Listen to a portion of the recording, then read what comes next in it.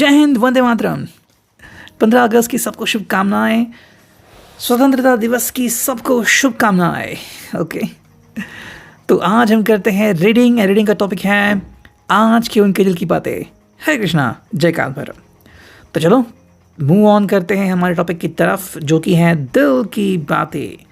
हम करने वाले हैं reading with the help of 3 objects. पहला ये tarot, second is the star light and then we got the Avalon magic. आज मैंने लैंप ऑन किया है, सो आपको एक ऑरेंज सी लाइट यहाँ पे दिख रही होगी। So let's connect with the reading first.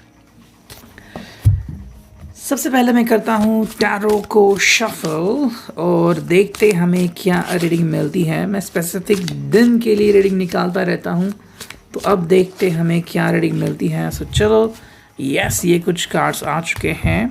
Next card आ गया है, then we got this one, ये एक आ गया और ये 2 कार्ड आ गए। ठीक है, तो आज का जो रीडिंग है वो मे बी बहुत बड़ा भी हो सकता है या फिर जस्ट लिमिटेड। ठीक है, सो बेयर विथ मी, यानी कि भाई अंडरस्टैंड करो इस रीडिंग को मेरे साथ। ओके चलो फिर देखते हैं हमें क्या रीडिंग मिलती है। एंड इसको थोड़ा सा हम रखते हैं साइड में, ओके, ताकि आपको भी थोड़ा सा लाइट दिखे। ओके, सो चलो, जो पहला कार्ड हमें यहाँ पे दिख रहा है, ओके, वो है 8 ऑफ सॉर्ड्स, यानी कि जेमिनी, लिब्रा, एक्वेरियस। ठीक है, ये है कम्युनिकेशन का साइन होता है। और 8 ऑफ सॉर्ड प्रथम स्थान पे क्यों आ गया है, लेट्स कनेक्ट टू इट। देखो भाई, कहीं ना कहीं पे पर्सन जो है वो चाहता है कि आप खुद ही इसको अंडरस्टैंड करें, इसको समझे। ठीक है, ये बात यहाँ पे आती है। तो ये 8 ऑफ सोर्ड्स यहाँ पे मेरे प्रथम स्थान पे दिख रहा है। क्यों, what is the reason? Okay, ये कम्युनिकेशन का sign. I think that is why, because ये पर्सन चाहता है कि आप ही इसको अंडरस्टैंड करें एंड जो दूरियां हैं वो अपने आप मिट जाएं। ठीक है, 8 ऑफ सॉर्ड्स का मतलब क्या है कि कहीं ना कहीं व्यक्ति खुद के ही बिछाए हुए जाल में खुद अटक जाता है या फिर खुद के सपनों में खो जाता है। तो ऐसे में इसको सपने से बाहर निकालना बहुत इंपॉर्टेंट है। पहली बात ये आती है कि do you trust this person? क्या आपको इस व्यक्ति के ऊपर विश्वास है? अगर हाँ, तो इस व्यक्ति ने कुछ कहने से पहले ही आपको इस व्यक्ति की तरफ अप्रोच करना चाहिए। कहीं ना कहीं शायद इनको किसी ने कहा होगा कि सामने वाले व्यक्ति ने कि आप जो है वह इनसे कम्युनिकेशन खुद नहीं करेंगे, और इस बात से शायद ये पर्सन परेशान हो चुका होगा या फिर कहीं ना कहीं मायूस भी हो चुका होगा, ऐसा मुझे लग रहा है। ठीक है, अगर आपको लग रहा है कि ऐसी कोई बात है या फिर ऐसी कोई बात हो सकती है, तो आप खुद डायरेक्ट कम्युनिकेशन करके ये सब चीज़ें तोड़ सकते हो। सेकेंडली, अगर कुछ लोग ऐसे कहते हैं कि भाई काफ़ी दिन हो गए, काफ़ी हफ्ते हो गए, उन्होंने हमसे कांटेक्ट नहीं किया वगैरह। देखो, हर व्यक्ति की अपनी अपनी एक चॉइस होती है, अपना अपना फ्रीडम होता है, और हर व्यक्ति अपने दिलो दिमाग से ही बर्ताव करता है। तो जब इस पर्सन को एग्जैक्टली लगेगा कि नहीं भाई मुझे तो अभी बात करनी ज़रूरी है, तो ये पर्सन डायरेक्टली आपसे कम्युनिकेशन कर सकता है। ये जनरल रीडिंग है, जितने मैसेजेस आपको लग रहा है कि आपसे रेजोनेट होते हैं, आपकी परिस्थिति से मैच होते हैं, आप उतने मैसेजेस ले सकते हैं। सेकेंड जो कार्ड हमें दिख रहा है वो है 10 ऑफ पेंटिकल्स। अब 10 ऑफ पेंटिकल्स का हमें क्या दिख रहा है?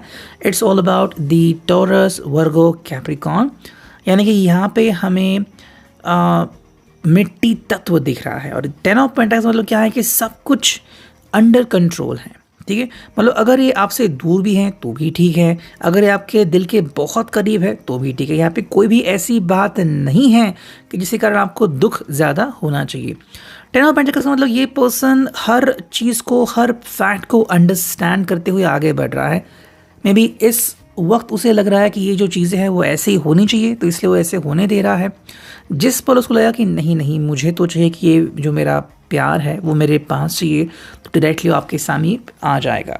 ठीक है, नेक्स्ट कार्ड यहाँ पे वो है 3 of swords, Gemini, Libra, Aquarius. 8 के बाद डायरेक्टली 3 ऑफ सॉर्ड्स। किसी को लग सकता है कि भाई ये रीडिंग में क्या कार्ड्स आ रहे हैं, ये ऐसे कैसे है? पर 3 ऑफ सॉर्ड्स का मतलब मेरे हिसाब से तो अभी यहाँ पे आ रहा है कि उसको अंडरस्टैंड हो रहा है, रियलाइजेशन हो रही है। कई बार हम क्या करते हैं ना कि झूठी रियलाइजेशन को पकड़ के चलते हैं। तो 3 ऑफ सॉर्ड्स का जो यहाँ पे मतलब आ रहा है कि मतलब कहीं ना कहीं दिल की असलियत उनके सामने आ रही है। जिस व्यक्ति को हम बहुत ज़्यादा चाहते हैं या फिर जिसको खोने का बहुत ज़्यादा डर होता है, वो जब चीज़ सामने आती है तो हम हक्का बक्का रह जाते हैं। वो वाला कार्ड है कि कहीं ना कहीं हम समझ जाते हैं कि हाँ भाई, ये नहीं नहीं, ऐसा नहीं होना चाहिए, I truly love this person. तो वो चीज़ यहाँ पे हो रही है, यानी कि दूरियां ये पर्सन बर्दाश्त नहीं कर सकता और शायद खामखा या फिर झूठ मूठ की दूरियां इस पर्सन ने तैयार की हो गई कि कभी अगर ऐसा हो जाए तो प्रिपेयर तो रहे। लेकिन अगर असलियत में ऐसा हो रहा है तो ये पर्सन संभल नहीं पाएगा खुद को। नेक्स्ट कार्ड हमें यहाँ पे दिख रहा है वो है 3 ऑफ पेंटिकल्स, यानी कि टॉरस, वर्गो, कैप्रिकॉन।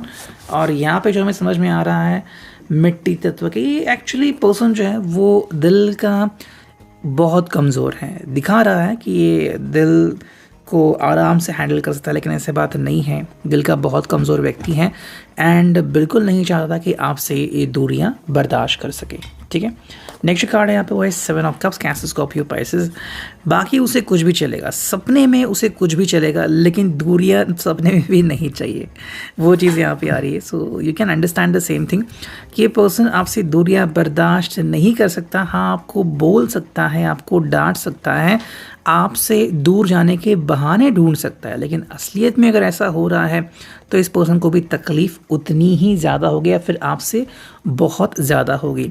दी हैंग्ड मैन ये कार्ड यहाँ पे आ चुका है, as you can see from this card, भाई ये पर्सन जो है वो एक्चुअली बहाने ढूंढता है कि कैसे मैं किसी चीज़ को रोक सकूँ। ओके, मे बी शायद किसी चीज़ की वजह से इसको लग रहा है कि ये मसला है या फिर इतने ईजिली हैंडल नहीं हो सकता, या फिर उसके लिए आप दोनों की जो रिलेशनशिप है वो बहुत ही स्ट्रॉन्ग लग रही है, लेकिन उसका फ्यूचर इसके हिसाब से अनसर्टन है। यानी कि इसका फ्यूचर क्या होगा इसको खुद को नहीं पता, और शायद इसकी वजह से ये पर्सन जो है वो अपने आप को रोक रहा है या फिर उसको समझ में नहीं आ रहा कि मैं करूँ तो क्या करूँ। नेक्स्ट कार्ड हमें यहाँ पे दिख रहा है वो है द फूल का कार्ड। एंड द फूल का कार्ड होता है मैंने कि भाई इंसान अपने दिल में जैसे आए वैसे बिहेव करता है।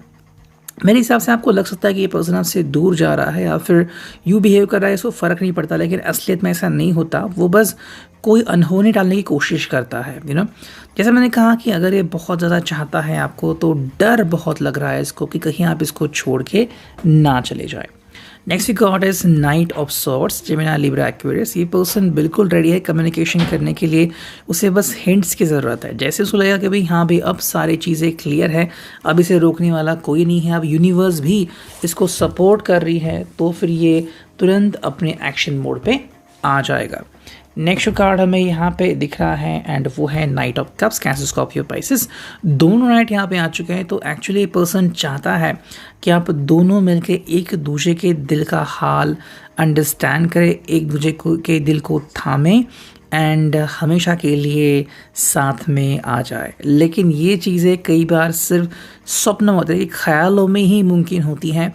रियलिस्टिकली जब हम बात करें तो बहुत सारी चीज़ें होती हैं, फैमिली प्रेशर होता है, हमारा जॉब होता है, रिस्पॉन्सिबिलिटीज़ होती है, हेल्थ इश्यूज़ होते हैं, पैसा होता है, घर होता है, तो इसीलिए पर्सन थोड़ा सा वेट कर रहा है।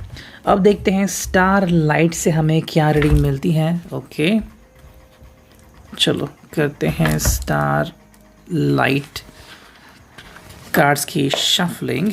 जस्ट मिनट, यहाँ पे शायद एक कार्ड है और इसको भी लेते हैं। आ गया ये कार्ड, ठीक है। चलो तो देखते हैं हमें अभी क्या रीडिंग मिलती है। चलो करते हैं कार्ड्स की शफलिंग। वाओ, ये कार्ड आ गया और ये जो कार्ड है वो है फेजेस। ठीक है, मैं रखता हूँ इस कार्ड को यहाँ पे। I hope you could read that card. Phases यानी कि shine even when you are not whole. You know, phases का मतलब जैसे कि हम देखते हैं कि चांद को देखते हैं, चांद के फेजेस होते हैं, कभी चांद आधा है, कभी पूरा है, कभी दिखता ही नहीं है, तो ये चांद के फेजेस है। तो इसलिए हमेशा शाइन करना चाहिए, चाहे फिर आप कंप्लीट हो या ना हो, यानी कि भी आपके हाथ में चीज़ें हो या ना हो, लेकिन हमेशा आपको मुस्कुराते हुए रहना ही चाहिए। न्यूक्लियस कार्ड आ चुका है। The power with in stars is the power with in you. आपका दिल ही पूरे ब्रह्मांड का पावर सोर्स है और आपके रिश्ते का ये बहुत बड़ा पावर सोर्स है।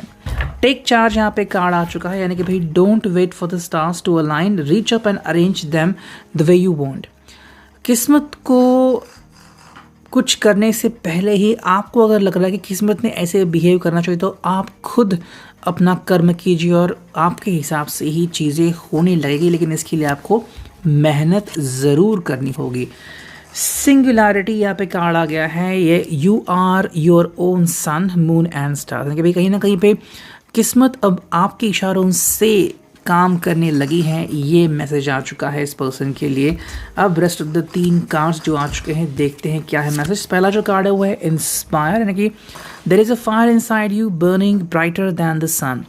ये पर्सन खुद ही इंस्पायर हो रहा है और शायद इसको चलते हुए वो आपसे मिलने के लिए कोई कोशिश कर सकता है। फुल मून यहाँ पे कार्ड आ गया, यानी कि protect your energy and hold your stars close. Full moon की एनर्जी यहाँ पे दिख रही है, तो कहीं ना कहीं पर्सन एक्चुअली फुल मून का मैनिफेस्टेशन कर सकता है, फिर फुल मून का इफेक्ट इसके ऊपर बहुत ज़्यादा प्रभावित हो सकता है, या फिर कोई मैजिक रिचुअल भी ये पर्सन कर सकता है। जो फाइनल कार्ड है वो है मॉर्निंग स्टार, यानी कि keep shining even when the others have quit. बाकी लोगों ने, यानी कि आपने या फिर किसी और ने कोशिश करनी शायद बंद कर दी हो, लेकिन इस पर्सन ने कोशिश करनी बंद नहीं करनी है, और यही इस पर्सन ने अपने दिल और दिमाग में सोचा है। अब देखते हैं एवलॉन मैजिक से हमें क्या रीडिंग मिलती है। चलो करते हैं कार्ड्स की shuffling and here we go. Well 2 cards आ चुके हैं। पहला जो कार्ड है वो है live your own authentic life with courage to be your true self, renew your focus, यानी कि बाकी कुछ हो ना हो, लेकिन अगर आपको लग रहा है कि ये आप सही हो तो आपको उसी दिशा में आगे बढ़ते रहना। तो इस पर्सन के हिसाब से ये सही है और ये अपने ही सुरताल में आगे बढ़ रहा है, लेकिन इसका अपना मकसद है, ये इसकी अपनी अंडरस्टैंडिंग है। सेकेंड कार्ड है वो as light follows darkness so day follows night, be patient and wait for the right opportunity to create a new chapter in your life. दुनिया गोल घूमती है, उसी प्रकार से इसको भी अपनी ज़िंदगी में क्या करना सही है ये फाइनली तय करना होगा और उसके अनुसार ही आगे बढ़ना होगा। थर्ड जो कार्ड यहाँ पे आ चुका है वो है reconnect to mother nature's world of plenty and you shall receive a myriad of miracles, यानी कि भाई मिराकल्स बहुत जल्द होने वाले हैं, be prepared for that. And जो फाइनल कार्ड है यहाँ पे वो है You are in alignment with your soul's longings. Make a move now.